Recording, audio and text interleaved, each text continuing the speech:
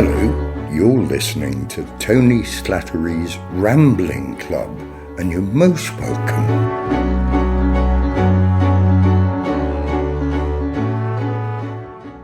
Well, it's Friday, it's 5 to 5, and the doors to Tony Slattery's Rambling Club are open once again. Hello there, my name is Paul Carmichael. And I'm Alan Lear. And you're welcome to the Rambling Club. We're just going through... Well, Tony had quite a Post-it note collection, didn't he, Alan? We're going through those at the moment, trying to see what we could do with those. Yes, I mean, some of them in the corner here have started to compost down. I'm in the process of trying to decipher his handwriting by sticking the Post-its to the wall and running past them very quick. But so far, I've got very little of any kind of legible sense out of them, I'm afraid. Yeah, no, I mean, I'm not sure if these are going to be of any use in the future, but door. Yeah, do you want to get that out and see if it is? Yeah, hang on to the Post-its so they don't blow away. Hello? Is this the Rambling Club? Is this the right place? That's right, yeah, you're bang on time. How can we help?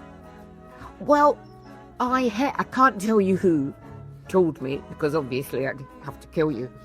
But I've heard on the grapevine that Tony Slattery had one of the world's largest collections of quasi-indecipherable Post-it notes. This is very true, yeah. And that they might be here in this absolutely gorgeous shed. And I was hoping, because obviously, you know, I've been out of work for a bit, I was hoping that I might do something with them. Either in terms of a television series, or simply just, I mean, how many are there? And we're talking thousands here. It's a collection to rival Will itself. So, well, Paul, how many have you counted? So far, we're just at about 17,000, mate. Oh, marvellous. That's excellent. And could it be some kind of art installation? You know, because frankly, I need a way to make some money at the moment. So an art installation for the kind of wankers that pay a lot of money for art installations. And we could just set up. I'm thinking on my feet here, guys. I'm thinking on my feet. Yeah. Find a space, and over the course of, obviously, if there's more than 17,000, over the course of a few weeks, I could just stick all the Post-it notes to the wall while people watched. Which A, would be fascinating. B, I'm sure, you know, if they're Tony's Post-it notes, there's, you know, once we work out how to decipher them, there's going to be gold in there. And C, it satisfies my craving for attention. I think that's a fantastic idea, don't you, Al? I think that we could certainly have a chat about this and say... Hold on a moment. Is that Kate Copstick? Yes. Well, hang on, I'll just check. Yes. Well, it's what's left of her.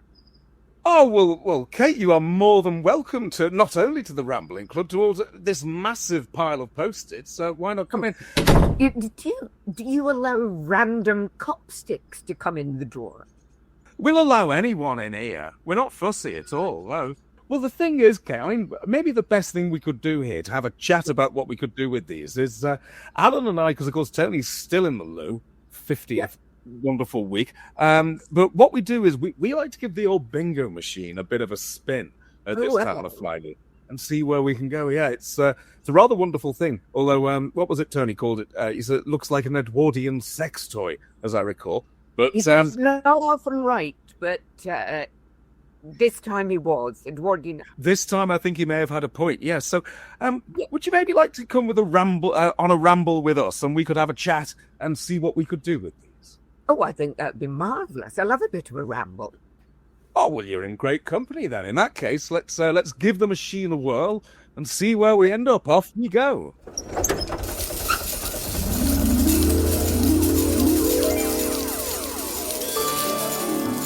Tony's enchanted bingo machine. A curious contraption of cogs, levers, and glowing buttons that hums with ominous energy. This machine generates 3 completely random numbers. These numbers are fed directly into the Dewey Decimal System, the arcane reference system by which books and their contents are categorized. In this way, the bingo machine conjures from thin air a topic of conversation so enthralling, so wildly unexpected, that it leaves the members of the Rambling Club both bewildered and vaguely excited. And thus, another evening is saved from the brink of boredom, thanks to Tony's marvellous, possibly haunted and entirely inexplicable bingo machine.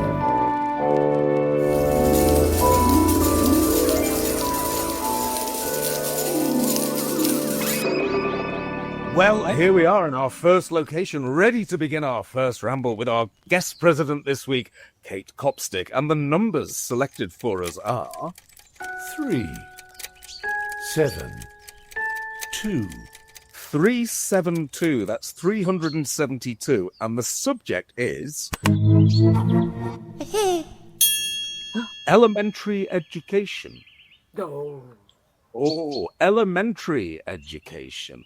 I've spent 20 years working in higher education, which I think is probably... What you mean at universities? Yeah. But I suspect that elementary education will be a hell of a lot more difficult. It's not something that I would ever contemplate going into. Incredibly hard work. Elementary education, what springs to mind? What springs to mind is what a dog's breakfast they've been making of it all more recently. You know, the more kind of touchy-feely, politically correcty the we, I suppose, get, the less effective an education you get. I mean, I went to Paisley Grammar School, the whose motto was "Disque puer aut abi," learn, boy, or get out.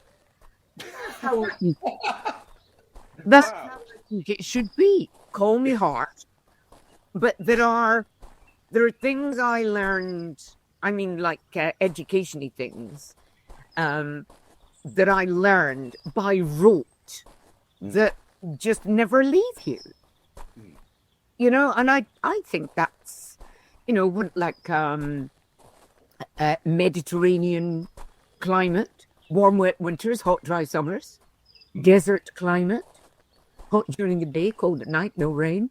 And they just kind of come out, and obviously they don't come out very often in general conversation, but I'm a great kind of believer in a bit of learning by rote. Obviously, there's a huge amount of corporal punishment and fear, but I'm not convinced that all the touchy-feely, every kiddie wins a prize is the way forward.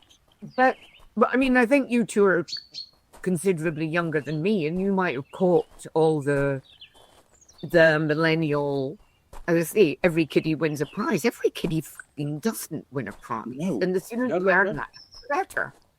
Mm. Well, I was in education just as corporal punishment was going out, just at the point where everybody knew that it was going to become illegal. And it was bizarre because it set something off in the teachers and they went crazy for a bit. And I remember being hauled to the front of the class, being told I had to recite one of my times tables, which I always found difficult, getting it completely wrong and being thrashed across the back of the legs with a ruler. And I can't say it helped because I still can't do my times tables. Am I right in saying that although corporal punishment was phased out at that point in state schools, it remained legal in independent fee-paying schools for another 20 years or so, which I personally think goes some way to explaining why those schools have continued to turn out a better class of pervert to this day. Absolutely. I mean, the whole, I think the corporal punishment thing it was by request in those posh people's schools. It was, I don't know what they would have done for fun if it hadn't been for the occasional creative beating. But we had the taws. You had to hold your hands out, cross one on top of the other, and a bit of the ruler round the back of the legs. I mean, I think it did play a part in forming my own sexual predilections for many years to come. There's nothing like the burn of the smack. And I don't think, as people always say, I don't think it did any of us any harm. How people say, whenever anyone says, well, I used to be beaten as a kid and it never did me any harm, I always kind of think to myself, you don't own a lot of mirrors, do you? Yeah, it's I don't know when, because now I go not crazy, mildly crazy at children in the street, children in, I raise funds for the Mama Biashara charity that I run in a shop in West 12 shopping centre. And I see a lot of children running around, and it's very difficult for me to refrain from reaching out and smacking them severely. I mean, I pull out my death stare frequently, but they're impervious to it. Or as a friend of our family used to say, imprevious to it. It's they just don't give a shit. Because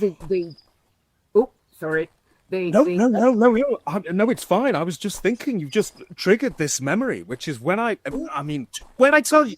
Triggered, I'm so sorry. But Oh, no, I'll cope with this one. But it was about 10 years ago.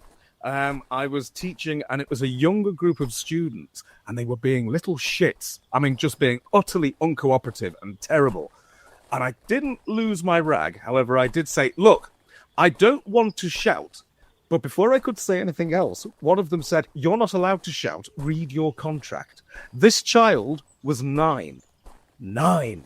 And when you're faced with that, what the hell do you say? It's like, well, no, contractually speaking, you're right, actually, but it leaves you with no alternatives. You've got nowhere to go. It's been taken away. I mean, you may as well be hanged for sheep as for a lamb, and just go in there.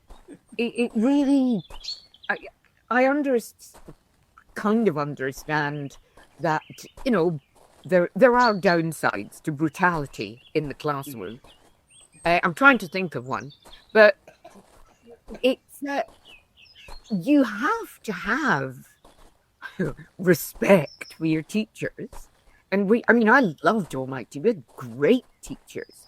And that was in the days when it was perfectly okay to call, for example, our maths teacher for 2 very good reasons. And it was called Titsy Patterson. And, you were allowed, it was so much more fun then.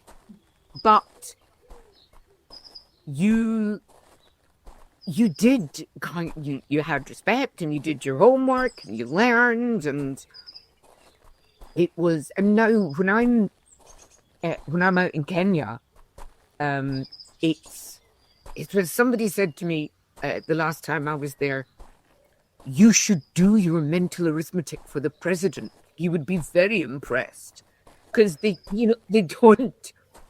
The schools there aren't fantastic. I mean, I don't even know in schools here, do they just allow the little brats to use calculators? Oh, yes. Oh, yeah. It's calculators and the internet and phones all the way, yeah. I mean, so everybody's brain is just going to melt and cool out of their ears, and, serves them right. It's so sad. Because I think, with brain, use it or lose it. Yeah. How much of this do you think then? I mean, I personally think it's down to a couple of things. One, social media, which I don't think kids should be anywhere near. But also because when I was young, certainly we had children's television, and I'm going to sound like such an old fart, but it did have that sort of Reithian thing of inform, educate, and I remember you on television, Kate. Thank you very much. I remember. I was waiting for one of you to say that. Well, I'll tell you why. Because I remember one series that you did that scared the crap out of me, which was a series called Whizz. Whizz. Yes. My word. We did. We actually recorded the theme tune, and I went on Top of the Pops to perform it. But they were such lovely, lovely ladies at the Bee that did all the producing and all that. The hook line to the theme tune was "Do the biz with Whizz," which they absolutely did not see any double meaning in at all. No. But when we went and did it on Top of the Pops, everyone was like, yeah, "Do the biz with Whizz." But no, I loved Whizz. I think it only got a couple of series, but it was one of the first sort of special effects, because I just went like that and moved all over the place. It was basically, Age of Ultron before its time. It was a I've got that record at my mum's, the Whizz Rap, which That's right. I got that for my birthday. There you go. But is that a part of it, do you think? Because now, there's no funding for kids' television. Kids' telly is basically dying. Blue Peter has gone to once a week, and it's recorded, and it's from someone's back room. Is that played a part in it, do you think, maybe? Oh, and they used to do, the BBC had a series called The Lowdown, which was actually proper half-hour documentary for kids. And I made a load of them, put serious topics, and I do think you can't stop social media now. It's just endemic, and it's quite tragic, because on social media you're never going to be good enough, and somebody's always going to have more followers than you. And to get more followers, you don't need to do anything that's qualitative. You just need to, show your bum or eat 25 pounds of raw sausage in 5 minutes. It's bringing us down, guys. But it really is, there's nothing substantive. And, it could have been such a power for good. But it's just a power for shite. Because shite sells. I mean, I'm just thinking about Tony's Post-it notes again. We could do that online. A Post-it note a day. We could be into the next factory. That would probably work, wouldn't it? There'd be people who would go for something like that. I mean, my own kids, my kids follow a chap who eats disgusting things, and you can write in and tell them, try eating this, try eating that. And all he does is attempt to eat things and then just vomits, which they love. And I have tried to bring them up well. I have tried to bring them up watching decent drama and things, which they do. But they also have this chap who throws up, and it's just, oh God, is that what we've come to? I know. What do we think is the solution? I don't know, but it always bothers me slightly that the problem with social media tends to get couched in terms of kids. And yeah, all right, it's kids who are being brought up with it, but it's kind of like this thing that when it all kicked off with this drama, Adolescence, that attracted a lot of government attention because an imaginary tragedy has happened and we have to react to it, apparently. and there was talk about banning social media for kids. And I think, well, hang on a minute. I know a lot of adults who cannot cope with social media, who are baffled and beguiled by it, and a lot of them voted a certain way in 2016. Absolutely. I mean, I think that we, as a society, it's always, the children this and the children that and the children the next thing. Sometimes, certainly in terms of social media, they're a lot more resilient than adults. And I kind of think with that adolescence thing, you go, well, that's not really all social media, is it? It's somebody who had quite a shit father who wasn't around. You don't go immediately from lovely boy to killer just because you watch one too many TikTok videos. And of course, the other thing that Nangvi's pulled up from that drama is that the bullying the kid was experiencing online was from his classmates. Yeah. And as you say, it's not purely social media; it's also the environment he's in all day. I know. So, it's when I sometimes, every so often, I think, right, I'm just coming off all social media. Everyone on there is an absolute pillock. I mean, I'm fairly obsessed with motorbike racing. And so right at the moment, I'm watching Wild Superbikes, I'm watching MotoGP. And sometimes, you get on the forums, the fora afterwards, and there are just stupid, and it's pretty much all men, who are on there saying the most foul and just ridiculous things about, oh yeah, no talent, there's crap, why doesn't he just give up? Oh, boo-hoo, crybaby. About unbelievable athletes who are cornering at 300 kilometers an hour. And it's so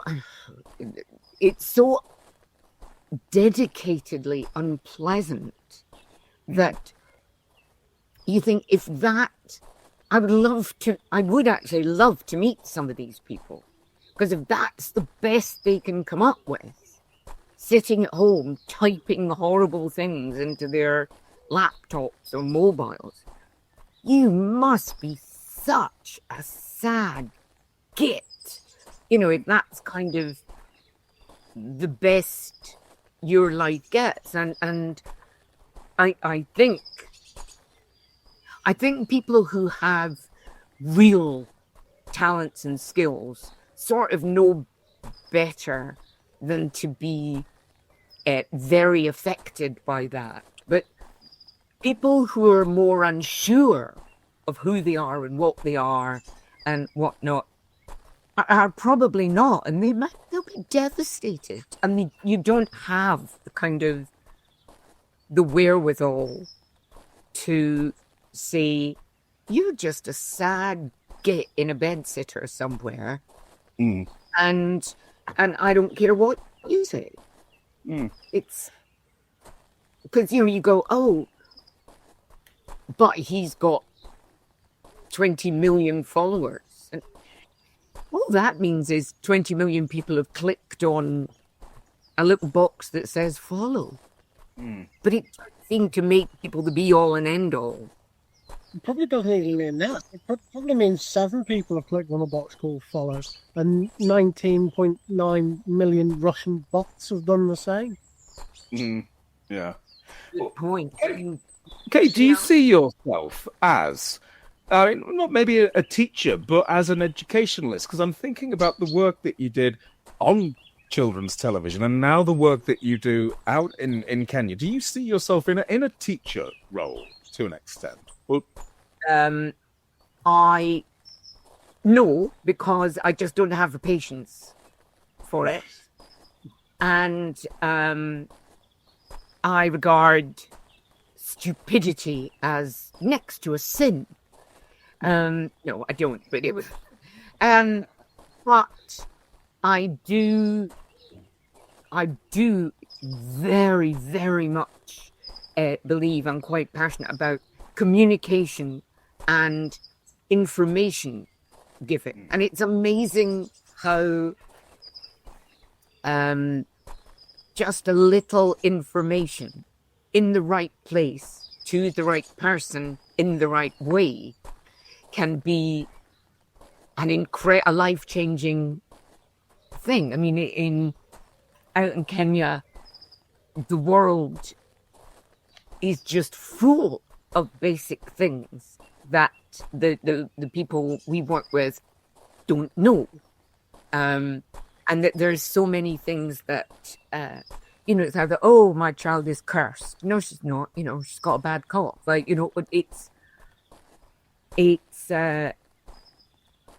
and they don't just the cause and effect of so many things health-wise. I mean, I do a lot of, I suppose, health education, but in the most simple way, because out there, you have to pay for everything. And it's half the things that they will go to a doctor and pay to get seen about are not really illnesses. They're convinced that when the rain comes, everybody will get the flu, and my leg fell off. Oh, it's because of the baridi, the cold, when the weather changes. But things like they think, they believe, and it's completely understandable. The staple food is ugali, which is dough, basically. It's maize flour made into a big blob with no discernible flavor of anything at all. And the the general belief is ugali unafanya nguvu. Ugali makes you strong. And of course it doesn't. It's 100% carbohydrate. It's a very antithesis of anything that makes you strong, but it makes you feel full and it makes you feel satisfied. And that's a good feeling, if you're living in a hole in the road. So it's understandable why they think that.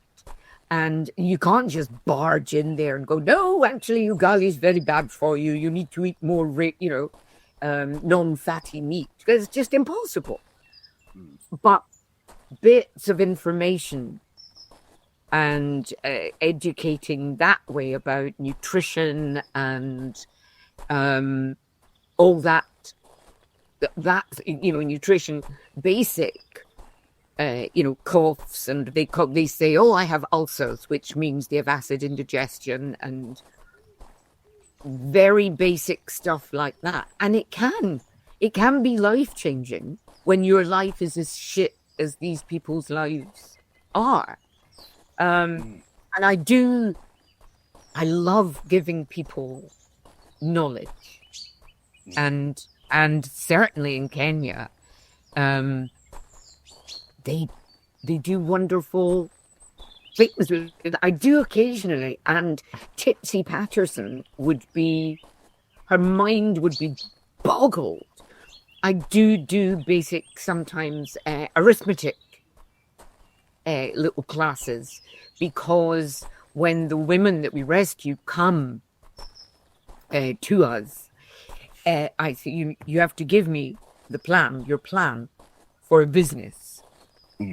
And I ask questions and just go through it and say, do you understand that you are going to lose money?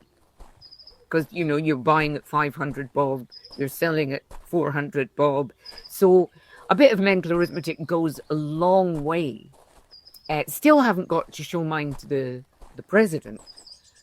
But I wouldn't say, I think I would be a bit of a wanker to describe myself as, a teacher. I just go around the world scattering gems of knowledge as I go and making people's lives better. What more could you want to do? A bit like a flat-chested Titsy Batterson.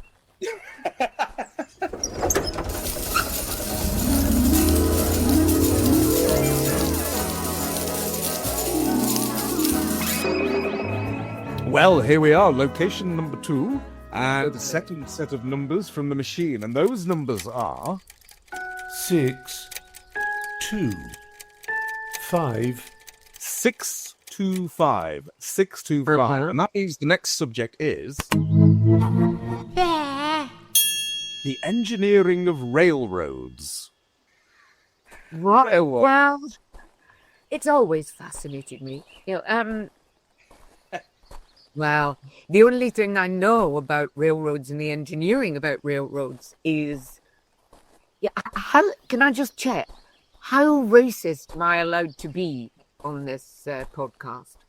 Well, you go for it, and we can always bleep things. You can always edit it out. Yeah. Well, since I've been going to Kenya, which is, I don't know, 13, 14 years now, one has to be overwhelmed with admiration for the Chinese, who, when the British were there, they put up I don't even know what you call it, but a railway line like what we had in the UK. And I think one of the problems was that the ones like what we had in the UK didn't really exist anywhere else. Mm. So there were these really sugary trains in Kenya. They didn't go very fast. They didn't go very far, to be fair, and they were a bit sugary, and because the rails were quite close together. And one of the presidents went, well, we won't be having this because we want to have a nice posh railway all the way from Nairobi down to Mombasa. And on account of the fact, I'm assuming, don't quote me on this, that the bung they got from the Chinese government was bigger than the bung any other government was offering, China was given the contract to build what they call the SGR, standard gauge railway, which took, I can't remember how many years to build, and it's marvellous now. It's lovely, and it takes about 5.5 hours to get from Nairobi to Mombasa. But now, cleverly, Kenya has an unrepayable debt to China, to the Chinese government. And so, and pretty much any big contract that comes up for anything in Kenya, China gets it because Kenya has lost the right to say no, fuck off. Because China pretty much owns them. And so, the whites might have gone in there, gung-ho, and tried to, and colonized. But that all fell apart. But now, what China have done, they've not done it with ultra-violence. They've done it with money. And that is going to stick. That will be there forever and never a bullet fired.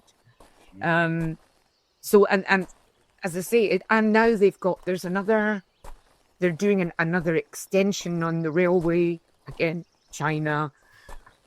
It's, a gut reaction is to hate them, but you've got to admire them, really, in a strange, sneaky, very rich, manipulative kind of a way. Or am I wrong? Well, it's bloody clever, isn't it? I mean, it is incredibly clever, but amoral.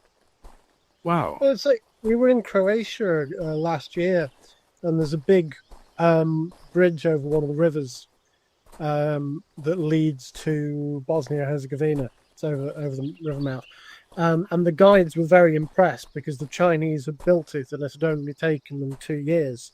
And it's a huge bridge, massive construction. And we were all very impressed. We were like, well, really, 2 years? And then the guy said, yeah, well, of course, the thing is, the Chinese don't have any health and safety legislation, so it doesn't matter how many workers they kill in the process. They'll get it done in 2 years. Yep, very true. It's and the thing in Kenya, it wouldn't work if the Kenyan government and officialdom wasn't corrupt to the core. Yeah. But it's that that is pretty much the sum of my knowledge. Obviously, apart from, given that I'm from children's television, Thomas the Tank Engine, and which I don't know what gauge railway he runs on. Very narrow. But no. St. George's own private gauge, possibly. I thought you. I must say, I thought you were going to talk about something I learned in geography at school, which was the importance in Africa of the use of intermediate technology. Because when people started first seriously people from the West started seriously thinking about trying to alleviate famine in Africa, one thing that was done was some of the African countries were given a whole load of top-of-the-range John Deere tractors and that sort of thing, which was a shit idea because there's no infrastructure. You can't repair them. There's no petrol stations. You can't fuel them. You can use them once, and then they sit mouldering in a field forever. So they realise that they need to use intermediate technology, which is stuff that's a little bit more advanced than the farmers would have, but is still fixable by the local mechanic or, the local blacksmith or artisan or whatever. So it was improved designs for ploughs rather than combine harvesters. Interesting.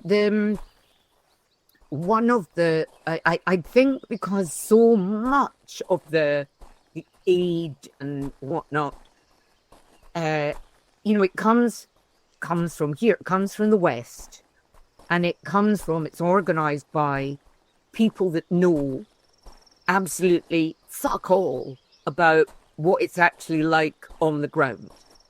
What they know is, what might help here, and they also know what's going to look good, and that is absolutely not what is like, oh, here's a big tractor, like you say, or here's this, or we're going to build a school.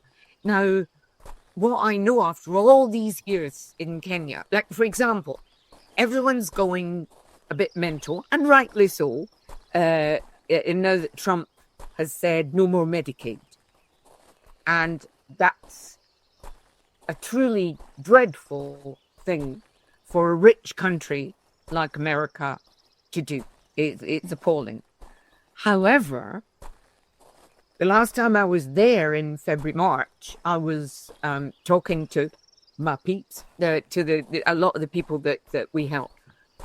And they said that when it comes to them on the ground, even positive people, but all of them, it's not actually going to make that much difference, because when the Medicaid drugs and whatnot comes into Kenya, it's all taken by governments and health authorities. So none of it, or very, very, very little, actually gets to the people that need it. It's sold to them just the same as before. So the people who are feeling the pinch now are health authorities and the government who don't have free drugs to sell on for a profit. And it's there's so much to take into account over there. And I only know Kenya, but the women that we rescue, they make, all the time something out of nothing. And what we've found, maybe I'm just seeing what I want to see, but quite often the more you give, it kind of, and this is only women. Men are different. Men are much more problematic. Men are a disaster. In the small amounts of time that they have when they're not raping or beating or buying a 12-year-old bride for 4 cows and a goat, if any of them come and say, "Oh, Mama B, you can help me start a business," they want everything. Women, for example, with a farm, because we were talking about factors and whatnot, tractors. We rent 2 acres of land for 3 years, and that's about 80 quid for good land. And then there's a couple of axes, a couple of mattocks, a couple of, slashers, a couple of spades, a wheelbarrow, and a drum for water. And that is bottom line. That's what you need. What I've seen is somebody gets a nice shiny new tractor on their land, and the most likely thing to happen is that it will be stolen. Because there's a whole different attitude to sort of ownership. If it's something you've been given by the Wazungu, by charities, it's like it's not really yours. So for me to take it, it's not really theft. You need to go there, be there, understand what is the best way to help. What kind of help will stick? Yeah. And it's very often, it's not the one that will look flashiest. It's not the one that will look the most, woo, we are the world.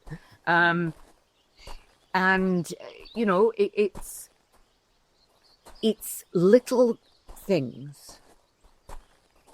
Great oaks from little acorns grow and all that. You're far better to take in the acorns and some fertilizer than to transport a whole oak tree in and hope its roots take, because they probably won't. But I really loathe any charities or anything that are run from the top down, and that's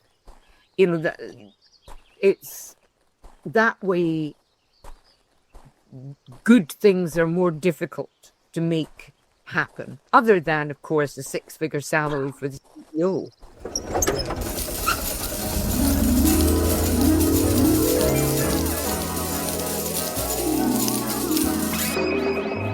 Well, here we are. Location number 3. Our third set of numbers are 8, 2, 2. 822. 822. And that means the final subject we're going to talk about is nice and open. English drama. I mean, everything is basically English or American here, so we can probably extend that because, I personally love a bit of Irish drama. I'm a big fan of Beckett. So, what about Scottish? I would take it to mean drama in English rather than English drama. We'll go with that. I am married to a Scot, Kate, so I would never. Excellent choice. Yes, so she's given a thumbs up there. So, English drama. Could I start with a question, Kate? Because you studied law at university. Right. I did. So when I was reading up, what I couldn't see was how you went from studying law to children's television. What was the journey? Because that's not written down. There's no documentation that says how you went from point A to point B, because I don't see the link. I could tell you, but I'd have to kill you. No, I did law. I was as a bit of a car crash back then. But I got myself an apprenticeship with Beltrami Dunn and Company, who were the biggest, bestest criminal lawyers, criminal solicitors in Glasgow. And, at the time, I genuinely thought, this is the stupidity of youth, I thought lawyers were there to help people. I know. I know, it's ridiculous. And it was, Beltrami Dunn were fantastic. But the rest of the system, I couldn't believe how kind of, if your accent was against you, if it was, and I know people bang on about, racial profiling and everything now, but I stood outside courtrooms and you hear jurors going, I look like a bad lot, I didn't like the look of him, you could tell he was up to no good. You go, no, you can't. And as I say, I had come up through the grammar school. I genuinely believed that if you just tried hard enough, worked hard enough, you could do it. And I was very quickly disabused of that during my sort of year and a bit with Beltrami Dunn. Not from anything they did, but just, when I stood in a courtroom and watched a policeman lie. And now I know that just sounds like ridiculous. It never entered my head that they would just barefaced lie. And I thought, I knew that if I continued in the law, I would be too angry, I would be too frustrated, and I would do things that would get me into terrible trouble. And probably my clients. So at the same time, my dad, who'd been devastated when my mum died, he wanted some time away from the shop where I've fruit and veg and flowers shop. So I said, right, I'll take over the shop. You have a year off. And so we did that. And during that year, I was like, I went back to the Paisley Operatic Society, which my mum had been a member of. And I'd always loved the idea of acting. And I did, a bit more, ended up in a play at the Fringe called The House with Two Doors is Hard to Guard. Snappy title. Playing the comedy maid. And then I can't remember the first thing I did on TV. Oh no, I did a load of stuff on Scottish television, which was children's TV. What did I do? I can't even remember the name of it. That's terrible. But then I auditioned for play school, and I can't even remember why, because I didn't think I had a cat's chance in hell, because nobody in play school spoke with a Scottish accent. But I thought they might like, a bit of rough. Well, right, then I went to London, and I thought, I know what I'll do. I'll talk like this, because I assume they don't know me. And I'd sound much more like a BBC children's television presenter. So I got into the lift at Television Centre, and a lovely chap there. And I was talking to him, but I was talking in my normal voice. And I said, yeah, I'm going to 7th floor. I'm auditioning for play school. But I think I'm going to talk like this because it sounds much more like a play school presenter. And he said, oh, no, I don't think that's necessary. I think your accent's lovely. So I went, well, I'll see how I feel when I get there. So I walked into the audition and he was the executive producer. So that was, as my uncle always used to say, the game's a bogey. But I got the job and it was great. The only thing was the first time I recorded anything, at the end of the show, I went, cheerio, and cut. Oh, you can't say that. And I went, can't say what? They went, cheerio, nobody will know what you mean. I said, what? So I said, you'll have to say goodbye. I was like, but if I say goodbye to someone, I mean, like, we will never meet again. You know, this is it. Curtains for both of us. But, and I did more, you know, television presenting and all of that than a lot of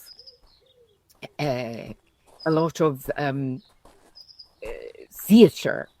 I think because, what was it? Oh, I did a lot of sketch shows. And then when I went for theatre auditions, I remember one time just being absolutely devastated. This guy looked at me and he went, oh, yes, Copstick, yes. You're the sketch show girl. And I went, great, thank you very much. So there was a lot of snobbery around comedy, musical theatre, sketch shows, and theatre really felt it was above that. But I did a bit of theatre. I did a lot more musicals. I would be a huge Sondheim fan, and did some stuff. And I did loads of pantomime, and it's just a wonderful, wonderful thing. Anybody who is in any kind of performing art needs to stop and think every so often how fucking lucky they are. You know, you're paid. You know, you really do absolutely bugger all. You know, somebody else provides your clothes, somebody does your makeup, somebody does your hair, somebody makes the set and everything. Somebody comes round the back and tells you where to stand and that you're wonderful. And every night you get applause and you get paid. You know, there's, I have minimal patience with actors and who bang on about stress and how much more the government ought to be funding. And you go, there's people fucking dying in the streets of starvation here. I'm not convinced that, you know, if I had total control, I would give the money to somebody doing difficult to understand plays in someplace in Sheffield or whatever. You know, I'm not sure how powerful and how, I mean, I think a long time ago, theatre used to push boundaries. Comedy, certainly, when comedy went all political, it pushed boundaries. And that's good. But it's just this whole thing of everybody expecting a round of applause and a paycheck. You're not the most important thing. I mean, no. Oh my God. I had a wee flick through the Edinburgh Fringe programme. If I read one more thing about me and my ADHD or OCD or I feel nauseous when I see green. But I don't care. I really, really, really don't care. You need to make me care. And you can do that by being, powerful, funny, whatever. But it doesn't make you special. It really doesn't make you special. And I think that, we occasionally now get like Mr. Bates in the post office, or arguably the adolescents do drama that does something. But really, to quote my Auntie Sadie, it's just people playing themselves. And I loved it. I loved it. Every second of it. I loved rehearsals. I loved everything. But I would have understood if somebody had come in and gone, right, that's enough of that. Why don't you go and get yourself a proper job? It's,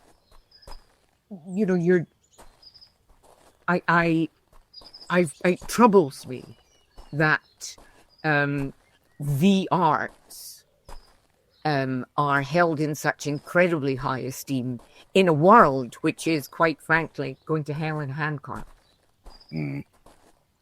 I think you've got a horrible situation now with drama, I think, in which, with television commissioning in general, which is everything has to go through committee after committee after committee. Yeah. 30, 40, 50, certainly years ago, you could go with a decent idea, and there are so many examples where that idea could end up being broadcast sort of 6 years later. But now you've got so many layers of middle bloody management that you have to try and get through, and you have to try and satisfy everyone. And I think that any chance of doing anything fresh or a bit dangerous or even interesting, I don't think it's going to be there. And it's such a shame that we're missing out. Yeah, I mean, the anything that happens by committee is going to be shit. And it again, in this world where the powers that be are so desperately trying not to upset anybody at all, ever, well, that upsets me. So it's all falling apart already. It's just, no one's got the right to go through their whole fucking life without ever being upset. You being upset is about you. It's not about anybody on the outside. It's about you. You can decide whether you're upset or not. My advice would be decide that you're not upset and let the people get on with it. Does that sound harsh? It's like that thing from John Finnemore had a radio sketch show, and he did a spoof advert for a personal injury lawyers. And it went, have you been involved in an accident that wasn't your fault? Call lawyers for you, because nothing bad should ever happen to you. And if it does, you should get a treat. Yeah. That is exactly, yes. Yeah. And it is the way, like, the, Gen Z and whatnot are growing up under the misbegotten idea that nothing bad or upsetting should ever happen to them or happen within their hearing. Nobody should ever say anything that they don't agree with. It's, without the grit in the oyster, you don't get the pearl. And again, Kenya sort of bang on about it, but I always tell them about all the little things that are happening here, and people suing for being upset by someone saying I don't know, got a big nose or whatever. And I was telling them, and all the gender stuff, they think it's hilarious, and I'm kind of with them, but I'm not allowed to think it's hilarious because I live here.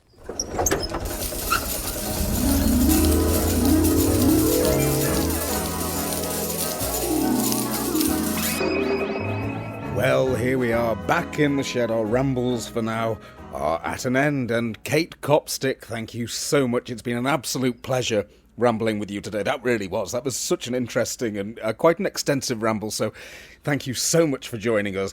And thank you to everybody at home. And we hope that you enjoyed this week's meeting of the Rambling Club. Now, the club meets every Friday, but if you'd like to get in touch in the meantime, here's how you can find your fellow members. Tony's official website is at www.tonyslattery.com, and you can get in touch with us on the contact form on that website. We're on Twitter at Slattery Live. Please do use the hashtag TSLC to discuss any of this week's topics. I'm on the burning remnants of Twitter at Paul Carmichael V, but I'm also on Blue Sky, and you can find at Slattery Live on Blue Sky as well. And Tony also has a Facebook group at www.facebook.com/group/TheTonySlattery.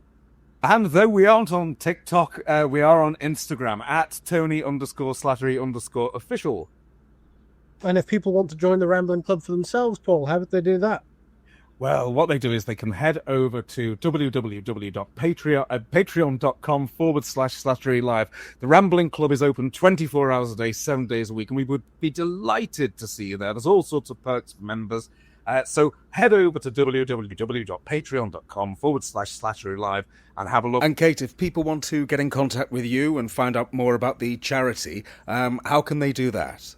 We are, of course, because I'm kind of nominally in charge. Our social media is shite. We've got a website. It's hopeless. People are, you on Threads? And I'm like, what the fuck is Threads? So we do have that. Try to stifle your laughter when I say they have a Facebook page and a Facebook group. I know that's for wrinklies and whatnot, but we do have a TikTok page. Oh.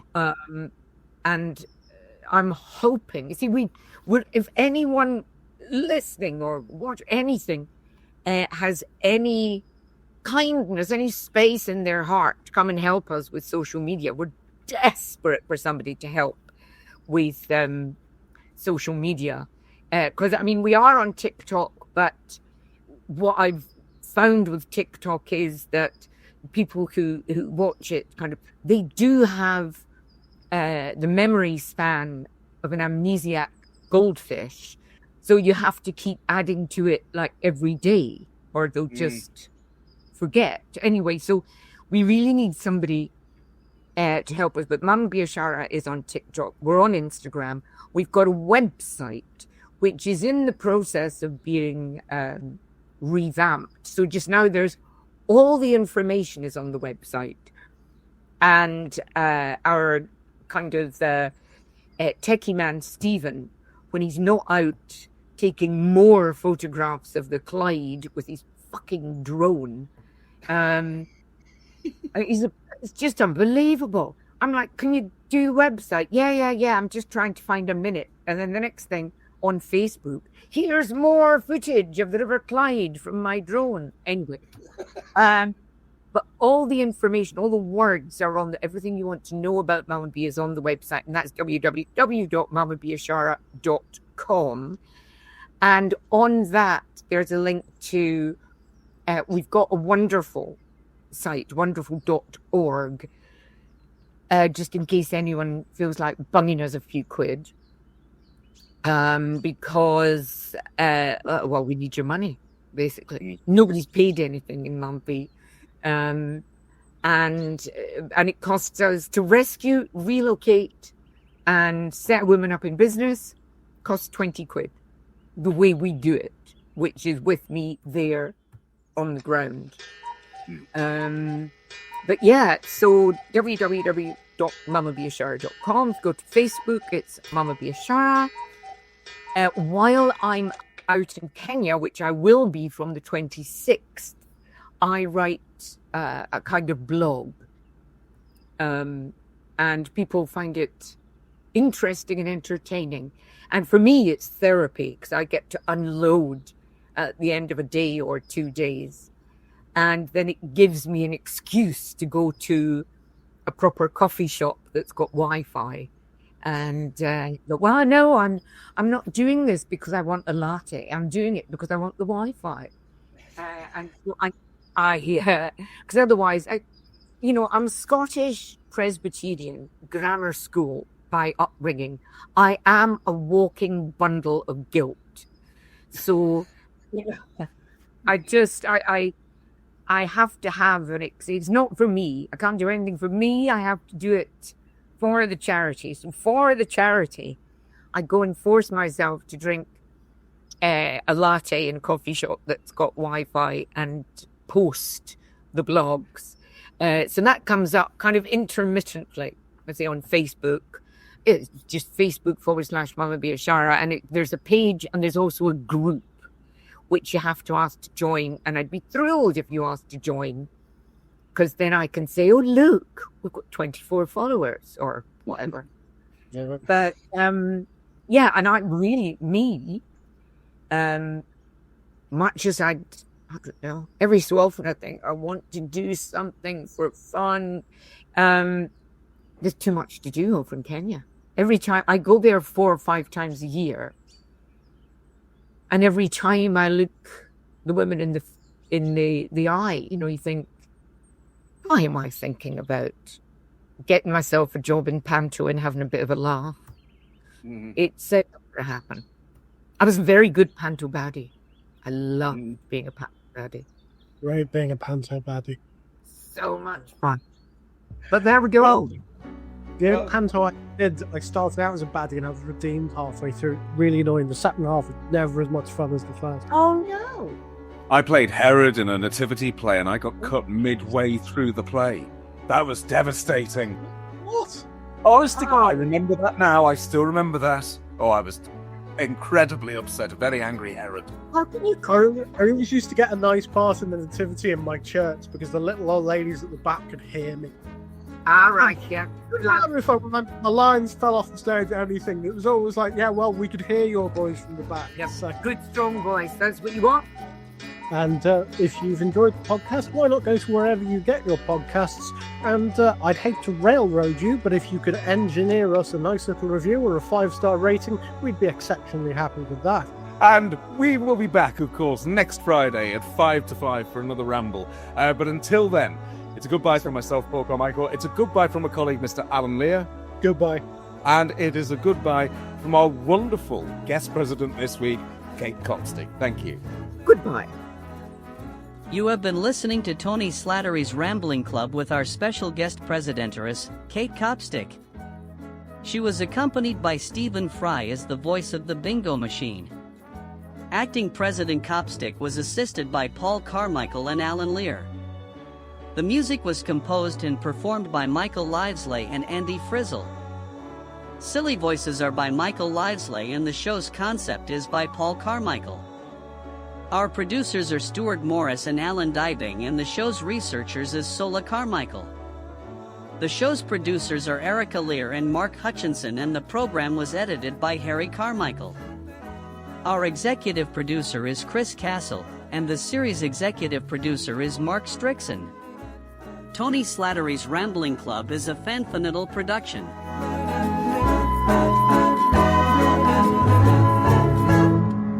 Goodbye, and thank you for listening.